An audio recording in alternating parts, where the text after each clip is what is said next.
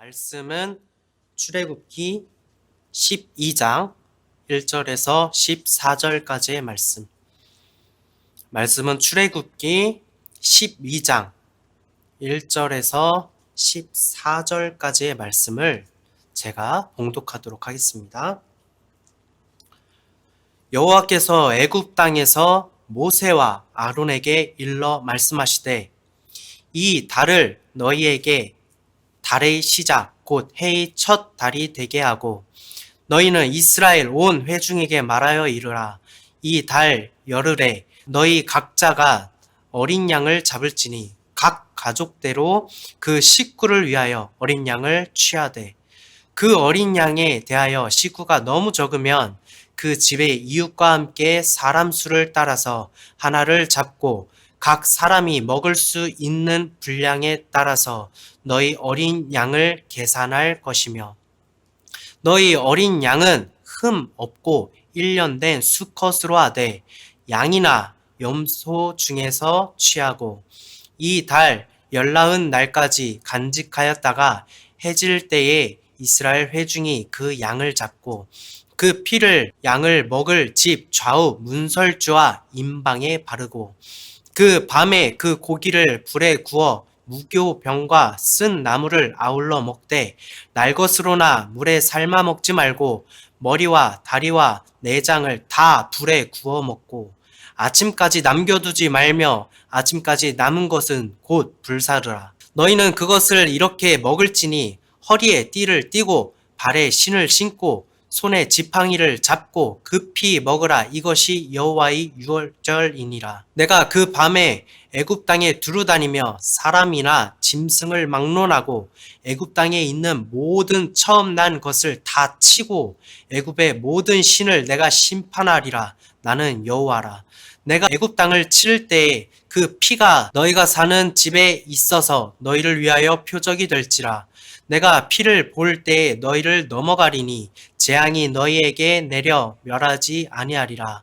너희는 이 날을 기념하여 여호와의 절기를 삼아 영원한 규례로 대대로 지킬지니라. 아멘.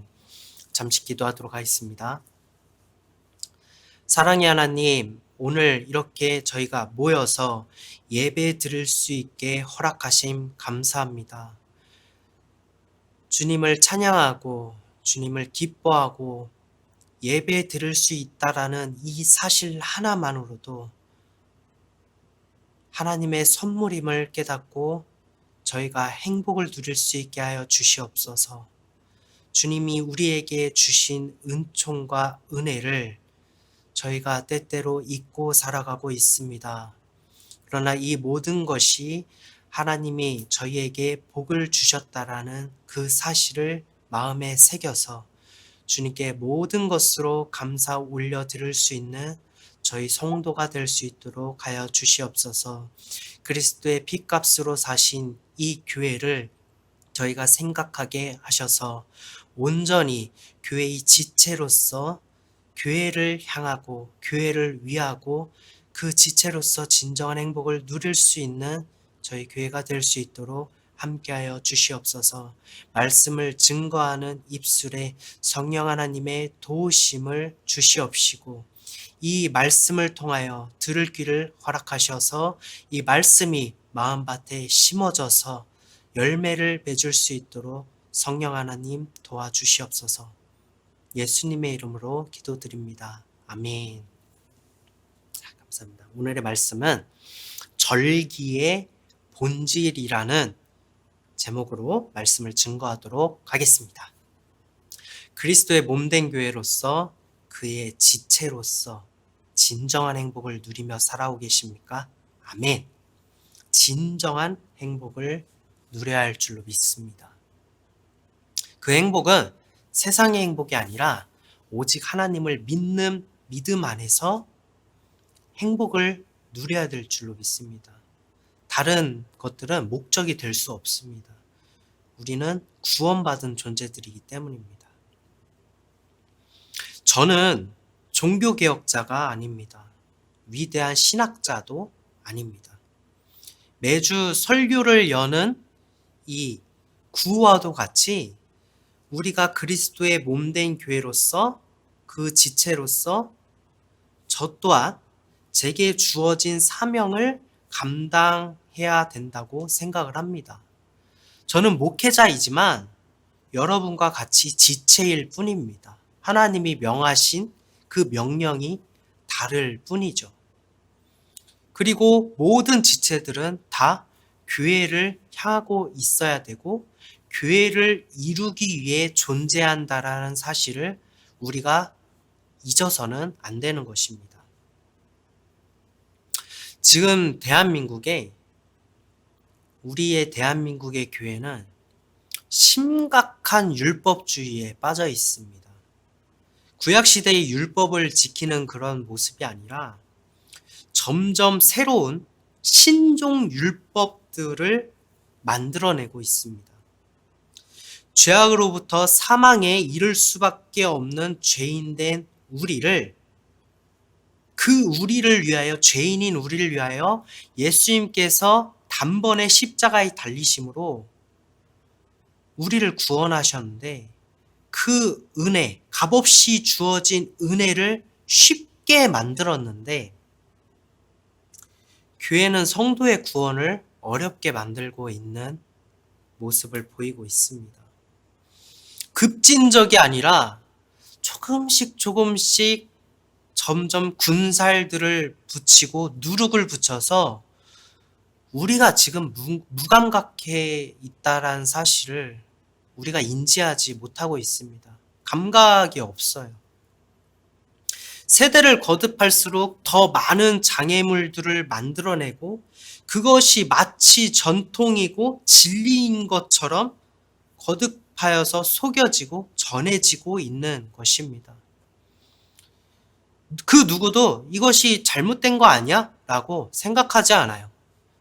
오랫동안 그래왔고 앞으로도 그럴 것이고 아무도 뭐라고 하지 않거든요. 아무도 그것에 대해 생각하지 않기 때문에 내가 이런 생각을 하는 것 자체가 반항적이고 이단화 같고 이런 모습인 것 같아서 섣부르게 생각조차 안 하려고들 합니다.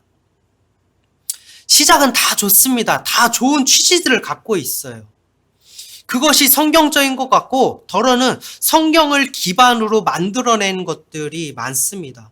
우리가 더욱 열심을 내자, 죄악에서부터 우리가 벗어나자, 공동체를 지켜내자 라면서 의미는 이제 너무 좋은 의미들인데 이제는 다 허울뿐이 돼버렸습니다.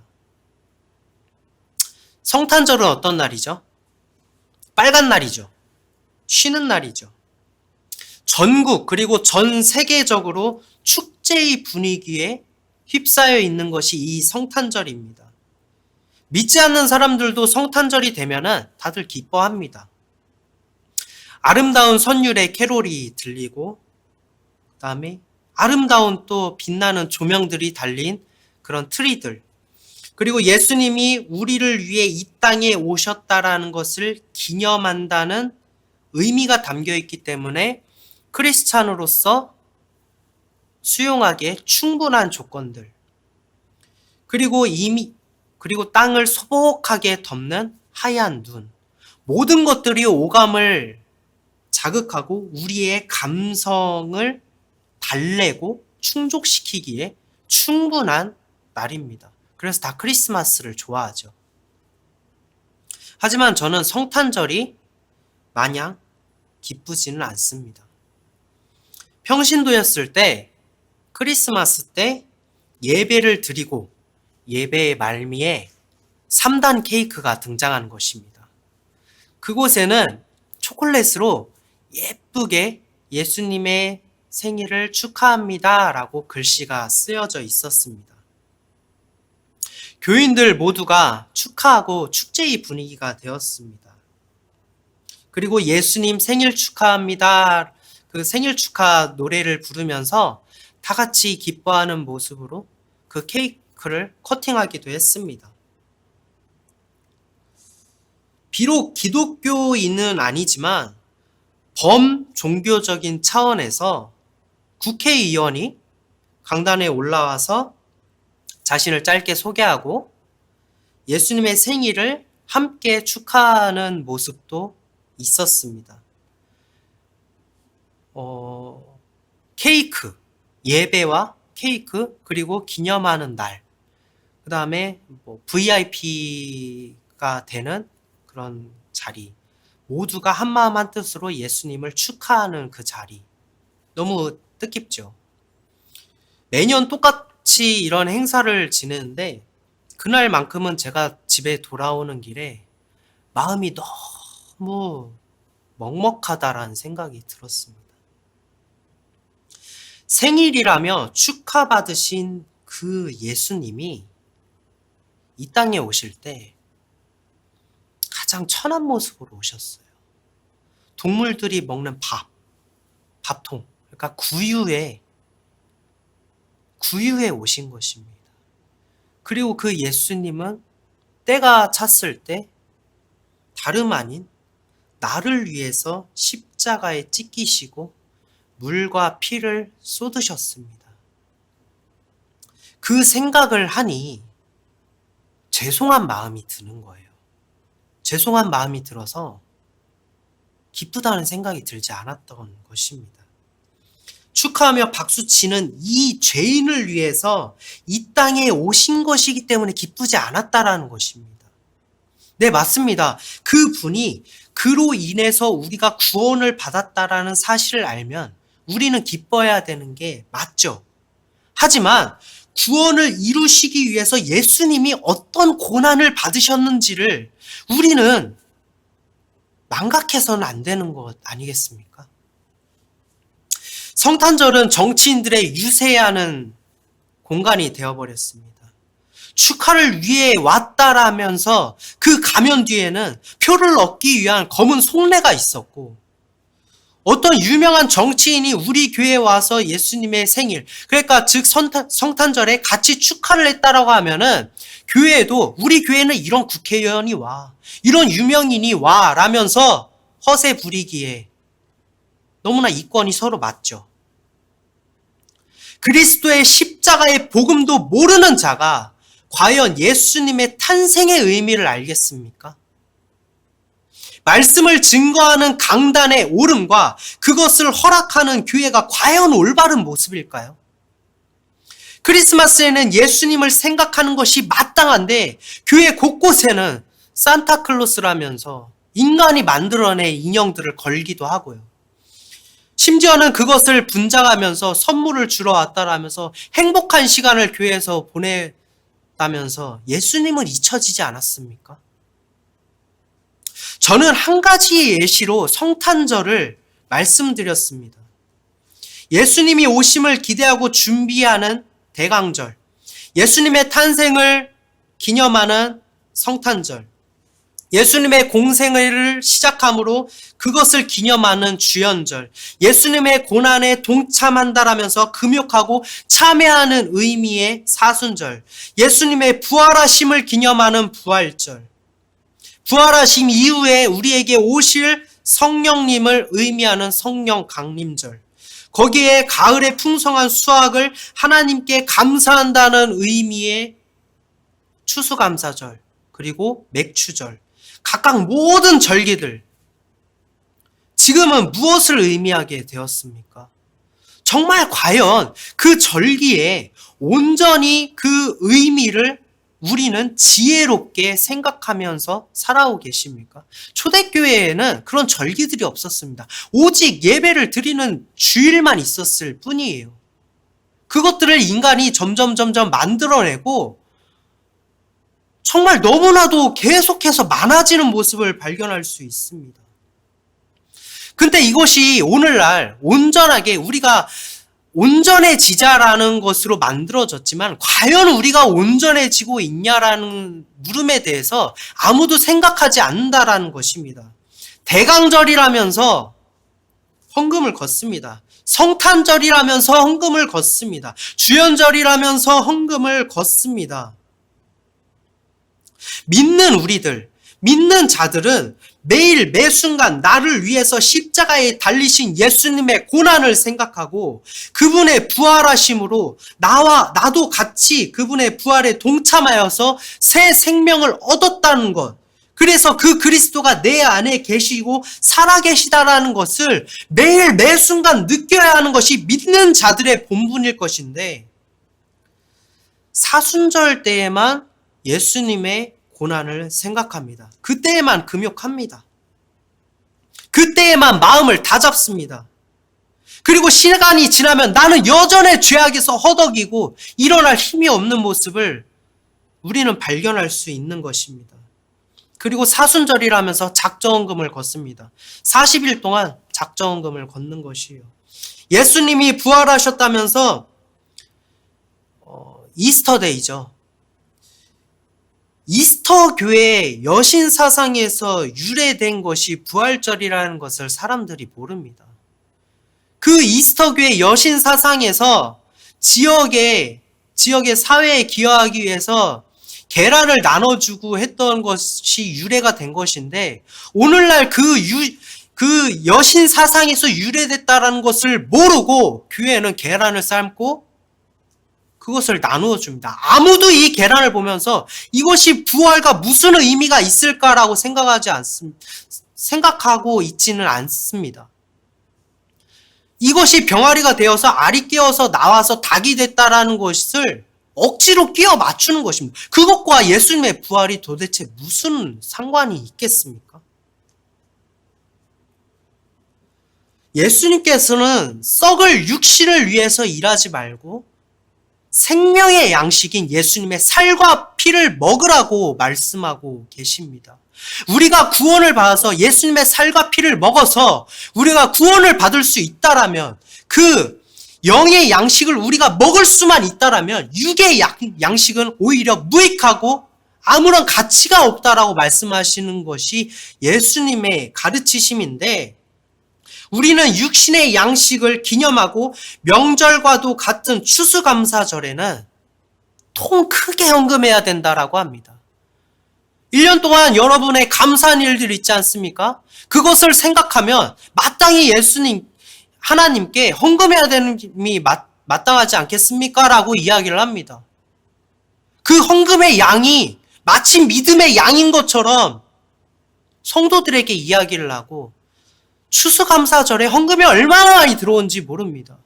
썩을 양식들을 강단에 비치하면서 이것을 수확의 결과물이라면서 하나님께 감사 올려드린다라고 하는 것입니다. 하나님께서 정말 그것을 기뻐하실까요? 감사헌금 봉투를 사러 가면 정말 셀 수도 없을 만큼 다양한 헌금 봉투들이 존재하고 있습니다. 무슨 감사헌금, 무슨 감사헌금, 뭐가 그렇게 많은지 모르겠어요. 그것들을 다 돈을 넣어서 헌금을 해야 된다라고 생각을 하니, 이 기독교가 과연 올바른 지금 길을 가고 있나라는 물음이 생기기도 합니다. 그뿐이겠습니까? 여선교회 헌신예배, 남선교회 헌신예배, 청년 헌신예배, 이런 등등등등 각가지 헌신예배를 통해서 별도의 헌금을 또 준비를 해야 되는 것입니다. 교회 운영을 위해서 우리는 기꺼이 십자가의 도를 외면하시렵니까? 지금 모든 행태가 과연 우리의 믿음을 위함입니까? 과연 우리의 구원과 관련이 있습니까? 우리는 이미 세상으로부터 질타를 받고 있습니다. 다 아시죠? 인터넷만 보면은, SNS만 보면은 교회가 얼마나 욕을 먹고 있습니까? 그런데 그러한 사실에 귀를 가리고 저 사람들은 악한 사람들이라 우리를 공격하는 거야 라면서 외면하십니까? 그것이 과연 교회의 덕을 세우는 일일까요? 교회의 덕은 믿는 자들끼리만 세우는 것입니까? 믿지 않는 자들의 시선, 그들의 이야기는 악한 것이라 치부해버리고 무시하면 그만인 것인가요? 저는 지금 교회를 비난하려는 것이 아닙니다. 그렇게 들릴지 모르겠지만 절기에 대해서 성경이 뜻하는 바와 그 본질이 무엇인지에 대해서 올바르게 가르치지도 않고, 그렇게 그 본질에 대해서 온전히 우리가 그 본질을 꽉 붙잡고 흐트러짐 없이 악에게 우리가 내어주지 않고 그것을 부여잡고 나가는 모습이 우리의 교회 가운데 없기 때문에 말씀드리는 것이기 때문입니다. 모든 제사와 모든 절기는 예수님을 예표하고 있습니다. 구약과 신약 다 마찬가지입니다. 성경은 오직 한 분이신 예수님을 향하고 있다라는 사실을 기억하시기 바랍니다. 그것을 갖고 성경은 교육을 하기에 유익하다라고 말씀하였지만 그 본질은 우리의 애를 구원하시기 위한 예수님의 진리임을, 그 구원의 역사이심을, 그게 본질이라는 사실을 우리는 잊어서는 안 됩니다. 누가복음 24장 44절입니다. 또 이르시되 내가 너희에게 함께 있을 때 너희에게 말한 바 곧 모세의 율법과 선지자의 글과 시편이 나를 가리켜 기록된 모든 것이 이루어져야 하리라 한 말이 이것이라 하시고. 아멘. 오늘 본문의 말씀의 유월절에 관한 이야기도 예수님을 상징하고 있습니다. 오늘 본문의 말씀 5절에서 7절까지의 말씀입니다. 너희 어린 양은 흠없고 1년 된 수컷으로 하되 양이나 염소 중에서 취하고 이달 열나흔 날까지 간직하였다가 해질 때에 이스라엘 회중이 그 양을 잡고 그 피를 양을 먹을 집 좌우 문설주와 임방에 바르고. 아멘. 우리의 구원은 죄로부터의 구원이 아니라 하나님의 진노로부터 구원받는 것이라고 제가 말씀드렸었습니다. 애굽은 죄악이고 심판을 받아야 할 곳이고 하나님의 진노가 내려질 곳입니다. 그 곳에, 그 하나님의 진노가 내려져야 할 곳에 이스라엘 백성들이 있는 것입니다. 하나님의 진노로부터 피할 수 있는 방법은 그 어디에도 없습니다. 오직 예수님의 피만 가능합니다. 구약에서도 마음이 아프지만 불쌍하지만 하나님의 진노로부터 날 구원하기 위해서 무음한 어린 양을 죽여야만 했습니다. 그리고 그 피를 문설주에 바르고 그것을 바르면 하나님의 진노가 지나간다라고 오늘 본문의 말씀에서 증언하고 있는 것입니다. 8절에서 10절까지의 말씀입니다. 그 밤에 그 고기를 불에 구워 무교병과 쓴 나물을 아울러 먹되 날것으로나 물에 삶아서 먹지 말고 머리와 다리와 내장을 다 불에 구워 먹고 아침까지 남겨두지 말며 아침까지 남은 것은 곧 불사르라. 아멘. 양의 고기는 예수님의 살을 예표합니다. 불에 구워서 먹는 것은 불이신 성령님을 예표하는 것입니다. 하나님께서는 자신의 독생자인 예수 그리스도를 우리에게 먹으라고 말씀하신 것입니다. 그의 피를 발라서 하나님의 진노를 피하고 그 살을 먹어서 예수님을 먹으라고 하나님께서 말씀하신 것입니다. 11절의 말씀입니다. 너희는 그것을 이렇게 먹을지니 허리에 띠를 띠고 발에 신을 신고 손에 지팡이를 잡고 급히 먹으라. 이것이 여호와의 유월절이니라. 아멘. 띠를 띠는 것과 신발에 신은 진리와 복음을 예표하는 것입니다. 에베소서 6장에서 그것을 증언하고 있습니다. 그런즉 서서 진리로 너희 허리띠를 띠고 의의 호심경을 붙이고 평안의 복음이 준비한 것으로 신을 신고. 그래서 띠를 띠고 신을 신으라고 말씀하신 것은 하나님의 진리와 복음을 예표하신 것이고 그것을 너희에게 간직하라라고 이 유월절에서 명령하신 것입니다. 손에 지팡이는 십자가를 상징하며 급히 먹으라고 말씀하신 것은 예수님을 먹는 것, 즉 예수님을 믿는 일에 급함, 즉 사단에게 틈을 주지 말라고 말씀하시는 것입니다. 그것을 예표하는 것입니다. 하나님이 무엇 때문에 유월절을 명하셨을까요? 하나님은 무엇 때문에 무교절을 명하셨을까요? 그것은 모든 것은 우리의 죄를 속량하시기 위해 거룩한 희생의 구속 사역을 이루시기 위함입니다. 유월절의 어린 양의 거룩한 희생을 예표하셨고, 예수님은 유월절의 십자가에 달리심으로 유월절의 어린 양이 되셨습니다. 예수님께서 유월절의 어린 양이 되셨다라는 증언은 마태복음과 고린도전서에서 이야기하고 있습니다. 마태복음 26장 2절입니다. 너희가 아는 바와 같이 이틀이 지나면 유월절이라 인자가 십자가에 못 박히기 위하여 팔리리라 하시더라. 고린도전서 5장 7절의 말씀입니다. 너희는 누룩 없는 자인데 새 덩어리가 되기 위하여 묵은 누룩을 내버리라. 우리의 유월절 양 곧 그리스도께서 희생되셨느니라. 아멘. 하나님께서는 마땅히 우리 죄를 짊어지실 존재가 아니십니다.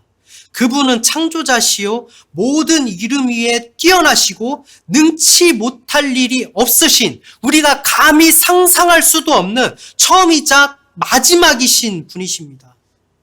그런 하나님께서 자신 곧 독생자를 희생하심으로 우리를 구원하신다는 것은 태초부터 계획하셨다라는 사실입니다. 하나님의 거룩하신 성우 예슈아라고 했죠. 예슈아의 그 천지를 지으실 때부터 예슈아의 이름의 뜻은 무엇이라고 했죠? 너희는 내 손에 너희는 볼지어다 못자국. 우리의 교회에 그리스도가 없음이 저는 너무나도 마음이 아픈 것입니다. 우리는 죄에서 돌이킴을 회개하라고 말하지만 죄에서 무엇으로 돌이키는 것입니까? 하나님께로 돌이키는 것이죠. 그런데 지금 우리의 교회는 죄에서 내가 그것을 이길 힘이 있어서 그것을 해냈다라는 자신의 교만함으로 돌이키는 모습을 발견할 수 있습니다. 성령님께 의지하여서 내가 죄에서 돌이켜야 되는 것이에요. 여러분이 죄를 이길 수 있다는 착각을 버리시기 바랍니다. 나의 행위와 나의 노력으로 죄에서 벗어났다라면 그것은 거짓된 돌이킴입니다. 성령님께서 나를 도우셔야지만, 내가 하나님을 바라봐야지만 죄에서 돌이키는 것입니다. 우리가 정말 노력하여서 온갖 열심으로 헌신을 할지라도 정작 그리스도가 그 안에 없다라면 좁은 문인 줄 알고 그 길로 향하였지만 사실은 그것은 넓은 문이었다라는 그 영혼들을 생각하니 너무 마음이 아픕니다. 지금 한국의 교회는 한국의 교회의 성장을 생각하는 것이 아니라 교회의 본질이 무엇인지에 대해서 생각하고 그 본질을 우리의 성도들에게 가르치고 함께 믿음으로 굳게 서야 되는 것이 본질 아니겠습니까? 성장이 무슨 의미가 있겠습니까? 나의 구원의 대상인 하나님이 없는데. 예수님께서 십자가에 달리심으로 모든 것들을 완성하셨습니다. 그분을 나의 죄를 사하시기 위해서 예수님이 십자가에 달리셨다라는 그 사실을 믿기만 하면 우리를 정죄하는 율법으로부터 우리는 의롭게 되는 것이고 모든 제사를 이룬 것이고 모든 절기가 이미 내 안에 거하게 되는 것입니다.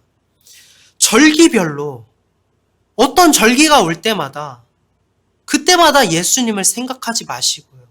그때 사순절이라고 해서 그때만 동참하지 마시고요. 오늘 제가 부활에 관한 우리가 찬송을 부르지 않았습니까?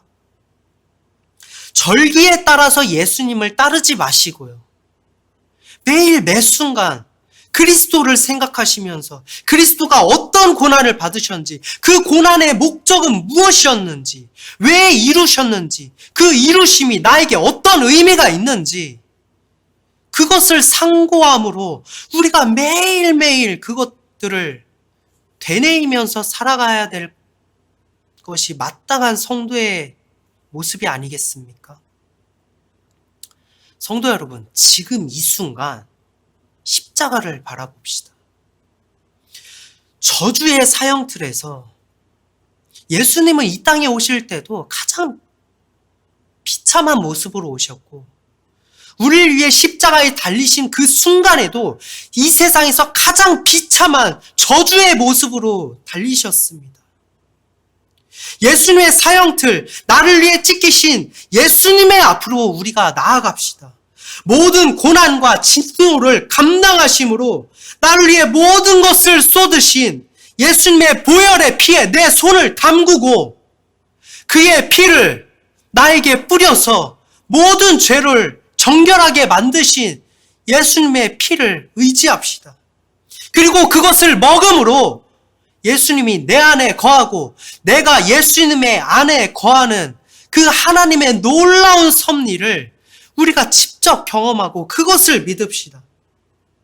사망의 권세를 이기시고 부활하신 예수님과 함께 다시 거듭나시는 성도 여러분이 되시기를 바랍니다. 그러므로 그리스도의 몸된 교회, 그의 지체로서 진정한 구원의 행복을 누리시는 성도 여러분이 되시기를 소망합니다.